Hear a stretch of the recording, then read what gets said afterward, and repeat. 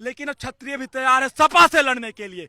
आप अखिलेश यादव से कह रहे हैं आज तक हम लोग राजनीति में नहीं आ रहे, राजनीति नहीं करते थे, लेकिन 2027 में वोट की चोट अखिलेश यादव को सफा करने का काम करे।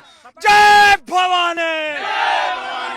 मैं उस जिले से हूँ और वहाँ से अगर यहाँ आया हुआ हूँ तो अपने मातृभूमि के में जो हमारे महापुरुषों ने अपना रक्त बहाया था, अपना बलिदान दिया था, उन्हीं के स्वाभिमान और सम्मान की लड़ाई में हम यहाँ उपस्थित हुए। देखो आक्रोश तो है, कहीं ना कहीं हमारे सभी युवा भाइयों पे आक्रोश है।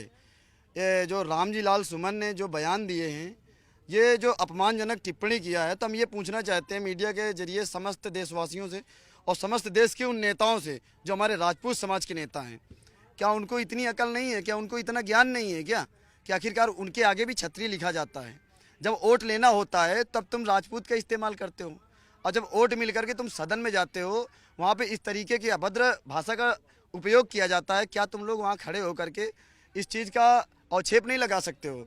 अगर तुम लोग ऐसा नहीं कर पाते हो तो सीधी सी बात है, जब राजपूत समाज का युवा सड़कों पे आता है तो फिर तुम लोग एक तरफ हो जाइए, हम अपना फैसला खुद ले लेंगे। क्योंकि हमें अगर कानून व्यवस्था पे भरोसा है तो उस कानून व्यवस्था को और सरकार को ये सोचना चाहिए कि आज ये जो लाखों की संख्या में, करोड़ों की संख्या में राजपूत समाज और 36 बिरादरी आज अगर ये रास्ते पे आई हुई है। आप कह रहे हैं कि हमें कानून व्यवस्था पर भरोसा, दूसरी तरफ आप कह रहे हैं कि हम अपना फैसला खुद कर लेंगे। तो सुनो तो एक बात बताइए, सरकार ने अगर कोई ठोस कदम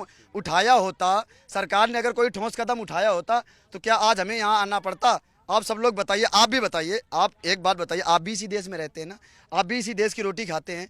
अगर आपके भी तो पूर्वज हैं, क्या हमारे पर तो पूर्वज है नहीं? ये बताइए कि ठीक है ठाकुर थे, हम मानते हैं हमारे पिता थे, हमारे बाबा थे, लेकिन ये बताइए वो इस देश के लिए लड़े थे ना, पर्सनल हमारी जाति के लिए तो नहीं लड़े थे। तो इस देश में आप भी रहते हैं, आपके अंदर भी आक्रोश है, तो ये बताइए क्या ये अपमान सहन योग्य है?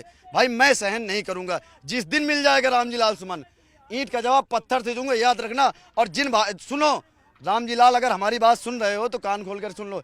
जिस तरीके से हमारे राजपूत भाइयों का खून बहा है ना, खून का बदला अब समझ सकते हो। बस ये